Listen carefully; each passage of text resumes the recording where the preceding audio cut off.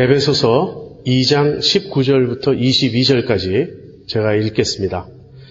그러므로 이제부터 너희가 외인도 아니요 손도 아니요 오직 성도들과 동일한 시민이요 하나님의 권속이라.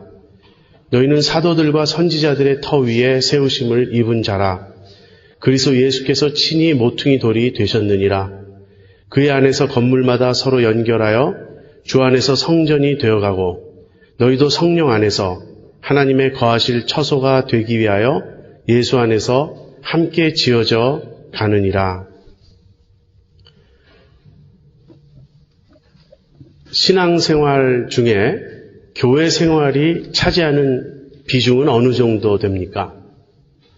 신앙생활은 교회 생활만은 아닙니다. 우리가 교회 와서 교우들과 함께 교제하며 예배하며 또 말씀을 들으며 서로 사랑하며 하는 교회 생활이 신앙생활에서 중요한 몫을 차지하긴 하지만 그것이 전부는 아니죠. 우리는 또 가정에서도 또 신앙생활을 해야 하고 직장에서도 또 우리 삶의 모든 영역에서 우리는 주님의 뒤를 좇는 제자의 길을 가야 합니다.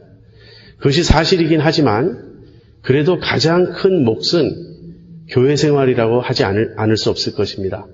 우리가 예수님을 믿고 따르는 이 제자의 길에서 꼭 기억해야 될 것은 제자의 길은 개인적으로 가는 것이 아니라는 거예요. 항상 다른 지체들과 함께 격려하며 세우며 함께 가는 것입니다. 그래서 이렇게 신앙생활은 함께 하는 것이기 때문에 교회 생활은 신앙생활의 본질에 속합니다. 주님 없이 교회 생활만 할 수도 있어요. 그렇기 때문에 교회 생활을 열심히 하는 것이 그 신앙생활을 잘하는 것이라고 말할 수도 없습니다. 어떤 사람들은 교회에는 열심을 내는데 사실은 주님 중심적인 신앙생활 하지 못하는 그런 사람들이 있습니다. 그래서 겉으로 교회 생활을 열심히 하는 것이 그 신앙생활을 잘하는 것은 아닐 수도 있어요. 그렇지만 주님 중심으로 산다고 하면서 교회를 도외시하는 것 역시 있을 수 없는 일입니다. 과거에는 churchless Christianity, 교회가 없는 기독교 또는 기독교 신앙이란 생각할 수도 없었습니다. 우리가 예수님을 믿는다면 그 즉시 우리는 교회의 일원이 되는 거예요. 그런데 어떻게 된 일인지 현대에 와서는 예수님은 믿는데 교회는 선택사항처럼 그렇게 여기는 그런 경향이 생겼습니다. 그 이유는 무엇일까요? 아마 교회에 실망을 많이 하기 때문이 아닌가 그렇게 생각합니다. 교회 생활은 그렇게 항상 은혜스럽고 항상 기쁨이 충만한 것만은 아닙니다. 사람들은 교회에 올 때 예수 믿는 사람들이 모였으니 얼마나 이곳은 아름다울까? 얼마나 이곳에는 착하고 선한 사람들이 가득할까? 그런 기대를 가지고 옵니다. 그런데 와서 그 틈에 끼어서 신앙생활을 같이 하다 보면 똑같은 거예요. 믿지 않는 사람들과 별 큰 차이가 없다. 우리가 그렇게 생각하고 또 그렇게 느끼게 됩니다. 여기서도 부딪힘이 있고 여기서도 갈등이 있고 여기서도 인간의 그 온갖 흉한 모습이 그대로 드러나는 것이죠. 그래서 이렇게 교회에 실망을 하다 보니까 예수님은 안 믿을 수는 없고 그러나 교회 생활은 힘들고 그러다 보니까 교회에는 나가지 않거나 또는 TV에서 예배를 드리는 것으로 대체하고 그렇게 신앙생활을 하려고 하는 그런 사람들이 있습니다. 그렇지만 다시 한번 말씀드리지만 주님 중심의 신앙생활은 곧 교회 중심의 신앙생활이어야 합니다. 왜 그렇습니까? 교회의 머리는 주님이시기 때문에 그래요. 내가 예수 그리스도를 나의 주님으로 모시고 인정한다면 우리는 그 즉시 그분의 몸인 교회와 연결되는 것이고 우리 교회의 일원이 되는 것입니다. 흔히들 이런 말을 하는 것을 종종 듣습니다. 교회는 어떠어떠해야 하는데 왜 그렇지 않은가? 무슨 교회가 이런가? 근데 그런 말을 할 때 우리가 빠지기 쉬운 함정은 이것이에요. 마치 교회가 어딘가 저기에 이렇게 있고 그 교회는 어떠어떠해야 하는데 그러면 그런 교회라면 내가 거기에 조인할 텐데 하는 그런 사고방식이에요. 그런데 그런 사고방식은 옳지 않습니다. 교회가 어딘가 있고 거기에 있는 교회가 어떠어떠한 모습을 띌 때 내가 그 교회에 가고 싶다. 이런 생각은 사실 모든 사람이 하는 생각이에요. 모든 사람이 똑같이 그렇게 생각합니다. 그런데 교회는 어디에 따로 있는 것이 아닙니다. 우리가 교회예요. 내가 교회예요. 내가 교회의 일원이고 지체인 거예요. 그러므로 다른 사람들이 교회를 이룰 때 아름다운 교회의 모습을 이루어 주기를 기대하고 그렇게 되면 나도 거기에 속하겠다 이렇게 생각하지 말고 우리가 함께 그런 교회를 만들자고 생각을 해야 합니다. 아무튼 교회에 대한 우리의 태도는 피해가는 것이 정답이 아닙니다. 교회에 대한 우리의 태도는 함께 아름다운 교회를 만들어가는 것이에요. 마치 가족 간에도 갈등이 심하고 부딪힘이 있을 수 있지만 그렇다고 우리가 가족 관계를 폐지할 수는 없는 것 아닙니까? 물론 깨어진 가정이 있어서 뿔뿔이 흩어져 사는 집안도 있겠지만 그것은 결코 정상이 아니죠.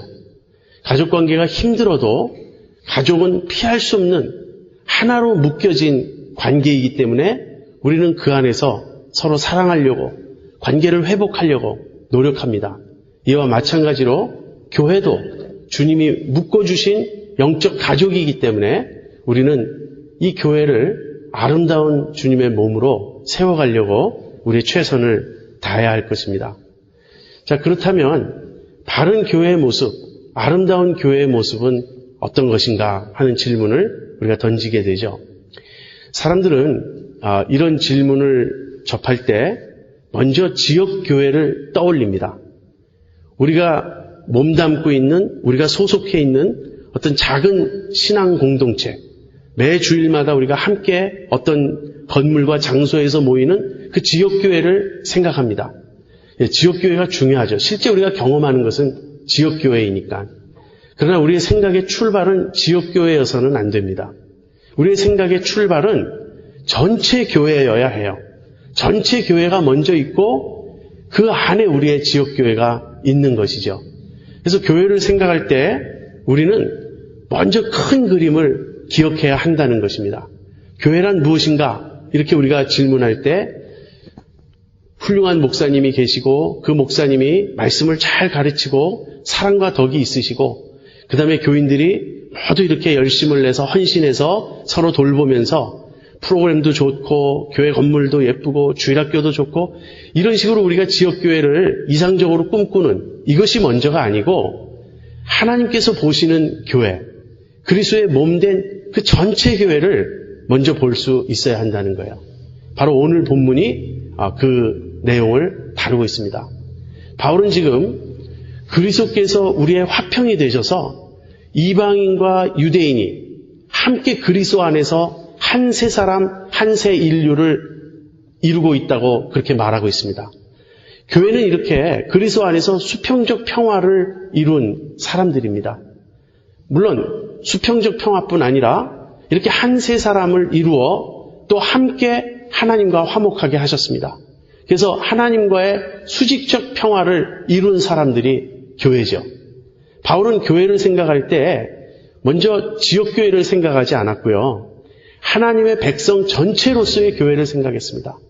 그 하나님의 백성 전체로서의 교회는 그리스도가 평화가 되셔서 그분의 십자가로 모든 원수된 것을 무너뜨리시고 제해버리시고 그분이 평화가 되셔서 하나님과 우리가 하나가 되고 우리 사이에 나뉘어진 인종적 차별, 계급적 차별, 모든 그 문화적, 경제적 차별, 계층적 차별을 뛰어넘어 그리스도 안에서 우리가 하나 되는 평화의 공동체를 바울은 교회로 생각을 했던 것입니다. 지금까지 그 이야기를 해왔고요. 이제 바울은 그렇게 이방인과 유대인이 하나가 되어서 이루는 교회의 그 참모습은 어떤 것인가를 이제 본격적으로 설명합니다. 오늘 그 내용을 우리가 생각해 볼 것입니다. 바울은 이방인들이 그리스도의 화평으로 말미암아 그리스도 안에서 이제 유대인들과 하나가 되어서 함께 그 교회 공동체를 이루었다고 말하면서 그들의 새로운 신분을 먼저 이야기합니다. 바울은 세 가지를 들고 있어요. 첫 번째, 너희는 성도들과 동일한 시민이다. 그렇게 말합니다. 이 말은 무슨 말입니까? 이제는 같은 하나님의 백성이 되었다는 거예요. 같은 하늘나라 시민이 되었다는 것입니다. 이제 그리스도 안에서는 어떤 혈통적, 인종적 구별도 장벽도 있을 수 없어요. 우리가 예수님 믿고 예수님 안에 들어오면 그리스도께서 이루신 평화로 말미암아 이제는 이방인들이 모든 하나님의 백성과 함께 동일한 시민이 된 것입니다. 교회는 하나님의 백성이에요. 두 번째로 하나님의 권속, 가족이라고 말합니다. 백성의 개념이 좀 정치적인 그러한 배경을 지니고 있다면 이 가족의 개념은 보다 더 친근하고 가까운 친밀한 교제의 느낌을 우리에게 주죠. 이제 우리는 하나님의 한 가족이 되었습니다. 하나님의 한 백성이 되었고 하나님의 한 가족이 되었습니다. 그리고 세 번째로는 하나님의 성전이라고 말합니다. 이 세 표현 중에 성전에 대해서 이제 바울이 더 자세히 설명하는데 그것을 잠깐 후에 살펴보기로 하고 이 하나님의 백성이 되었다, 하나님의 가족이 되었다라는 의미를 좀 더 생각해 보겠습니다. 우린 지금 다 미국에서 살고 있어요. 우리 교우들 중에는 시민권을 획득한 그런 분들도 있습니다. 미국에 와서 산다면 일시적으로 거주할 것이 아니고 계속해서 여기에 살 것이라고 생각한다면 시민권을 받아야 하겠죠. 근데 우리가 시민권을 받을 때 어떤 생각을 합니까?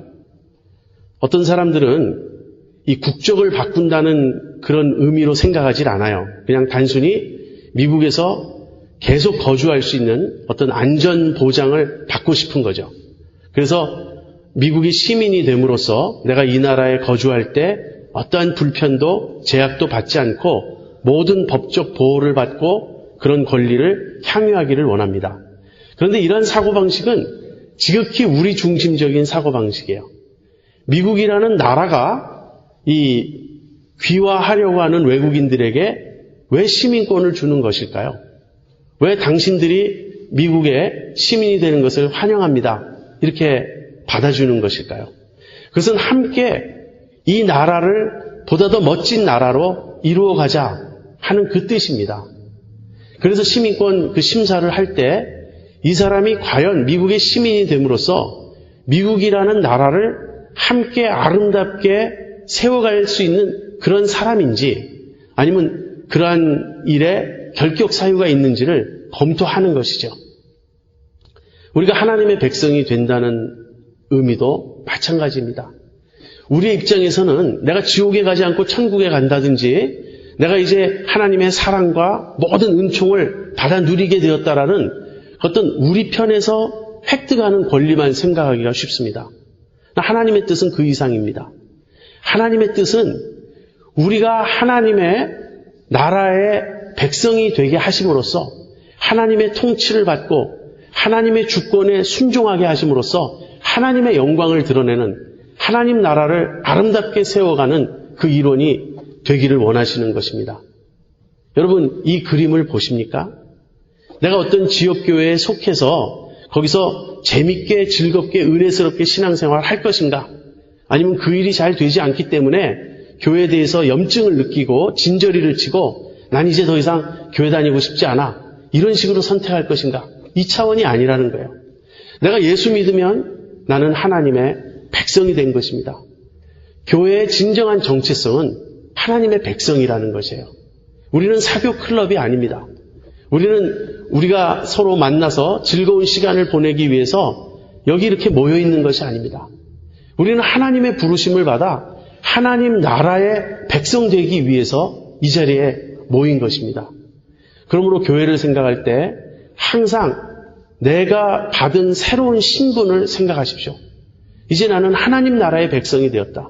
그리고 이 하나님 나라의 백성 사이에는 인종적 구분이 있을 수 없고 민족적 구분이 있을 수 없고 사회계층적 신분적 차별이 있을 수 없고 또 성적 구별이 있을 수 없고 경제적인 어떤 구별이 있을 수 없습니다. 그리스도 안에서 헬라인이나 유대인이나 종이나 자주자나 여자나 남자나 다 하나라고 바울은 그렇게 말하고 있어요. 이 공동체 의식, 하나님의 백성된 의식, 한 걸음 더 나아가 하나님의 가족된 의식을 우리가 깊이 새겨야겠습니다. 제가 이런 이야기를 들은 적이 있습니다. 어느 중국인 장로님인데요. 굉장히 믿음이 좋은 장로님이라고 알려져 있어요. 근데 이분이 자기 딸이 이 백인 청년하고 결혼하는 것에 대해서 극력 반대합니다. 어느 정도 반대하는가? 그분의 논리는 이것이에요. 차라리 비그리스도인하고 결혼하겠다면 내가 허락하겠다. 왜냐하면 비그리스도인하고 결혼해도 그 비그리스도인이 예수 믿고 크리스찬이 될 수 있기 때문에. 그러나 백인은 영원히 백인이지 중국 사람이 될 수 없다는 거예요. 제가 그 이야기를 듣고 이와 비슷한 사고방식을 가진 한국인 부모님들도 얼마든지 있을 수 있기 때문에 그런 생각을 하게 되었습니다. 이 장로님의 문제는 무엇입니까? 이 장로님에게는요, 중국인이라는 어떤 민족의 일원됨이 그리스도 안에서 하나님의 백성됨보다 더 우선하는 거예요. 그것이 더 중요하다고 생각합니다. 여러분, 중국 사람이 되는 것 또는 미국 사람이 되는 것, 한국 사람이 되는 것이 그렇게 중요한 것이 아닙니다. 우리가 이 세상 살아가는 동안에는 어느 나라의 국민이 되어야 할 것이고 어느 민족에 속해서 살아갈 수 있지만 영원한 관점에서 볼 때는 그리스도 안에 있느냐 밖에 있느냐 그 차이밖에는 없어요. 그리스도 안에 있는 자들은 우리는 하나님의 한 백성입니다. 우리는 이제 성도들과 동일한 시민인 거예요. 그 의식을 잊어버리지 마시기 바랍니다. 이제 성전으로 들어가겠습니다. 사실 바울이 더 강조하는 것은 성전이에요. 그런데 여기서 그리스도를 중심으로 한 이 우주적 교회, 전체 교회의 그 구조가 어떤 것인지, 특성이 무엇인지 바울이 밝힙니다. 구조는 이렇게 되어 있습니다. 먼저 너희는 사도들과 선지자들의 터 위에 세우심을 입은 자라 그리스도께서 친히 모퉁이 돌이 되셨느니라 이렇게 말합니다. 우리가 성경의 다른 곳을 보면요, 그리스도께서 터가 되신다라고 말합니다. 예를 들면 고린도전서 3장에서 바울은 내가 터를 닦아 놓았는데 내가 닦아 놓은 이 터 외에 어느 누구도 다른 터를 놓을 수 없다. 이 터는 그리스도다. 그런 말을 합니다. 그래서 성경의 다른 곳을 보면 그리스도께서 터라고 이렇게 말하고 있는데 이 에베소서에서는 사도들과 선지자들이 터가 된다고 말하고 있어요. 그러면서 그리스도는 모퉁이 돌이 된다 이렇게 말하고 있습니다. 여기서 그리스도께서 모퉁이 돌이 된다라고 표현하기 때문에 그리스도가 마치 주변에 있는 듯한 느낌을 받습니다. 모퉁이, 한 구석, 저 구석에 처박혀 있는 돌. 우리가 이렇게 오해하기 쉬운데 실상은 그렇지 않습니다. 그리스도께서 모퉁이 돌이 되신다는 말은 이런 뜻입니다. 우선 모퉁이 돌은 터의 한 부분이에요. 즉 터와 이 모퉁이 돌은 서로 함께 연결되어 있습니다. 이 당시 고대에 집을 지을 때 이 순서는 이렇습니다. 먼저 기초석을 놓는 거예요. 먼저 모퉁이 돌, 어떤 중심이 되고 기준이 되는 돌을 놓습니다. 그 돌을 놓음으로써 터를 닦기 시작하는 거예요. 이 돌을 놓고 이 돌을 따라 가로 세로를 이 돌을 기준으로 해서 터를 닦는 것입니다. 그러므로 모퉁이 돌은 터의 한 부분이면서 그 터의 기준이요 중심이 되는 거예요. 그리스도가 그런 분이십니다. 그래서 그리스도께서 모퉁이 돌이 되심으로써 터의 한 부분이 되시고 기준이 되셨어요. 그리고 그 그리스도를 기준으로 해서 사도들과 선지자들의 터가 닦입니다. 사도들과 선지자들이란 말은 무슨 뜻일까요? 이들은 계시의 통로자이죠. 하나님께서 이들을 통하여 말씀을 우리에게 주셨습니다. 특별히 사도들은 그리스도의 전권 대사였죠. 그리스도를 대표하는 자들이었죠. 무슨 말입니까?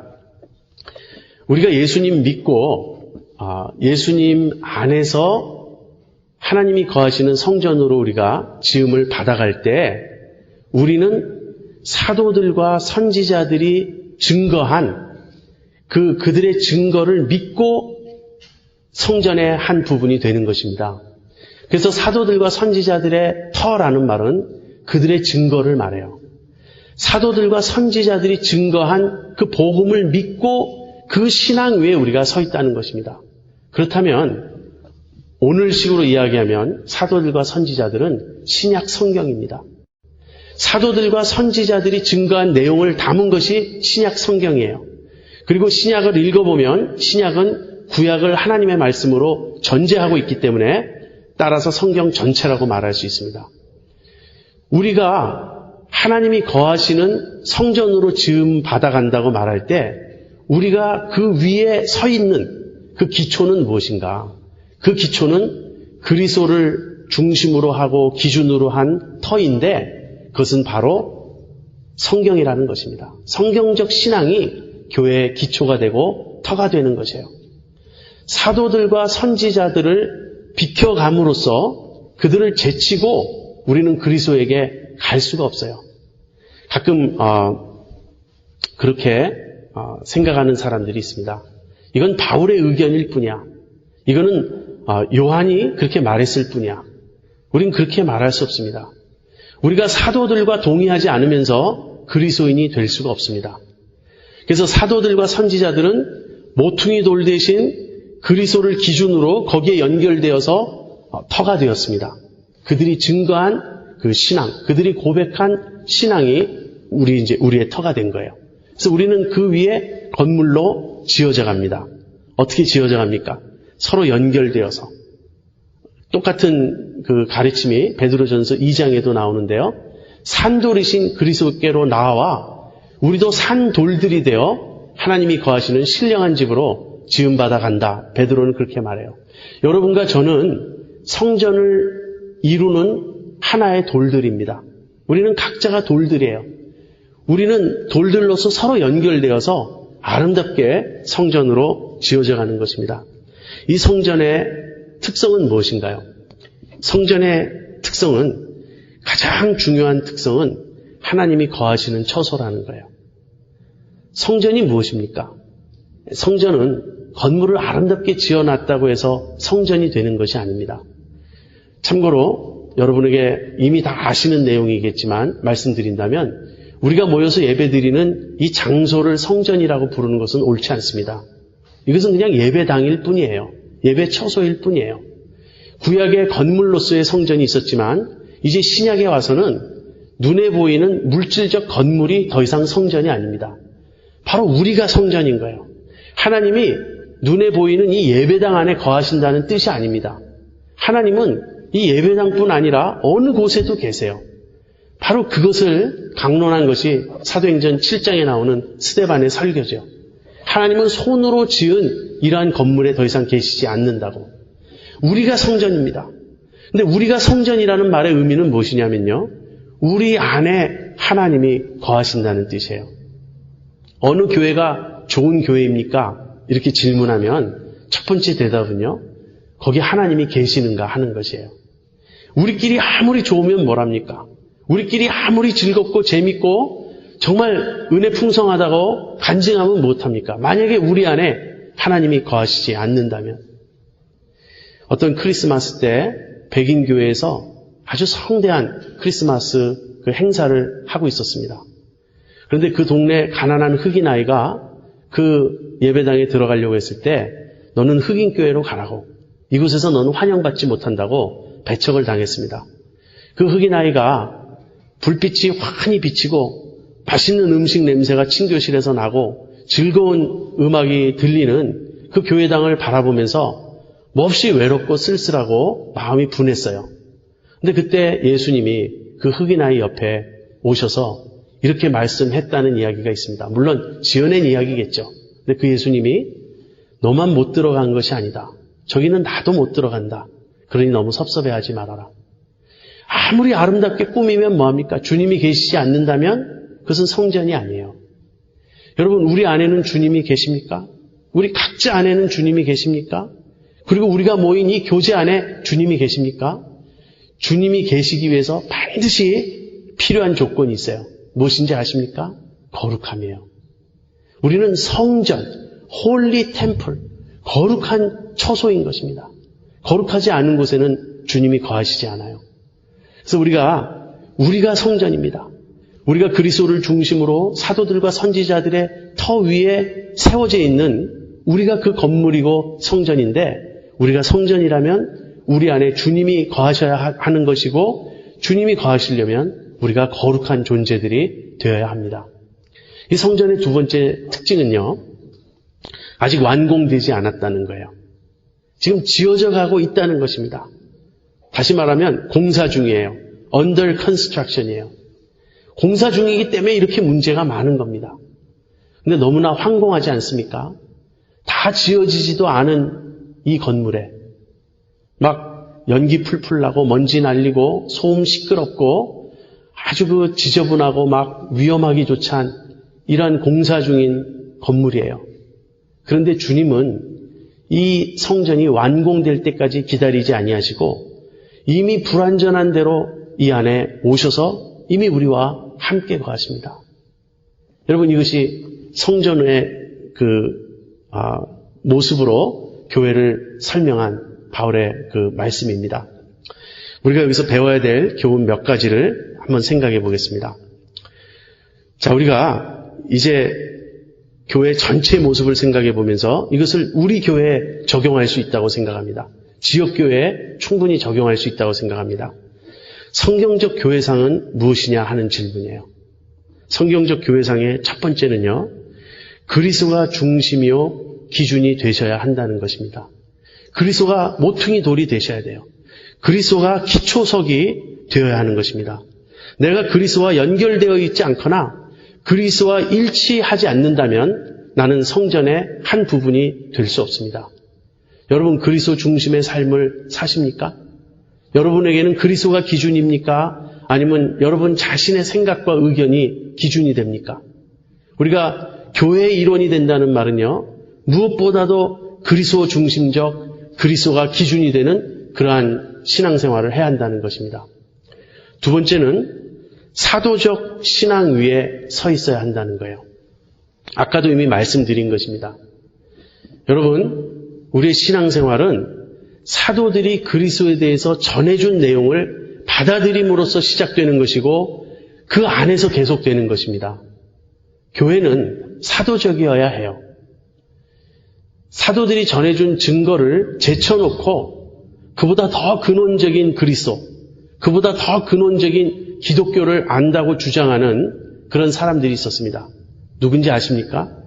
초대교회 때는 영지주의자들이었어요. 영지주의자들은 사도들이 전한 증거를 받아들이지 않았습니다.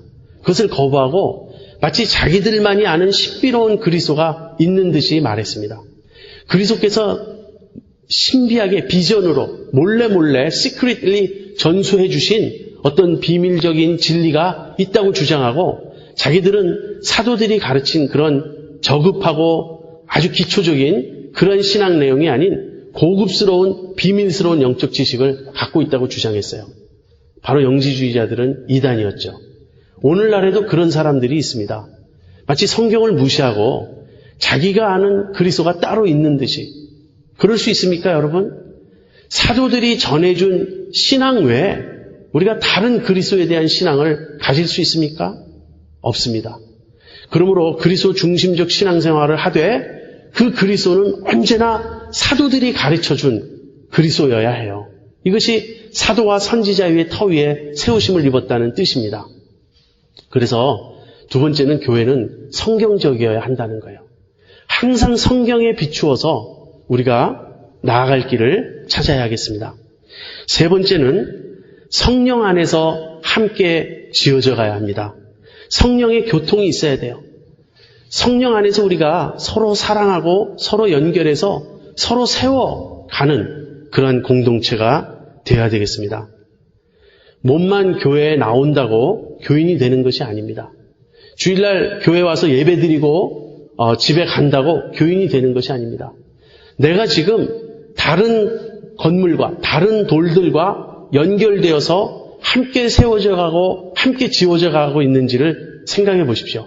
그리고 그 일은 성령의 교통 안에서, 성령 안에서 이루어져야 한다는 것이에요.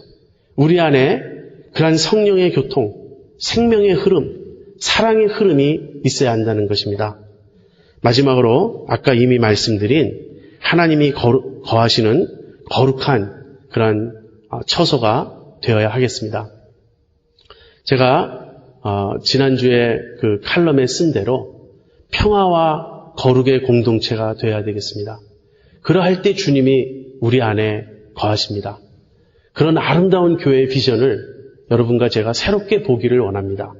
그리고 그러한 교회를 이루어가는 일에 우리 함께 헌신하기를 바랍니다.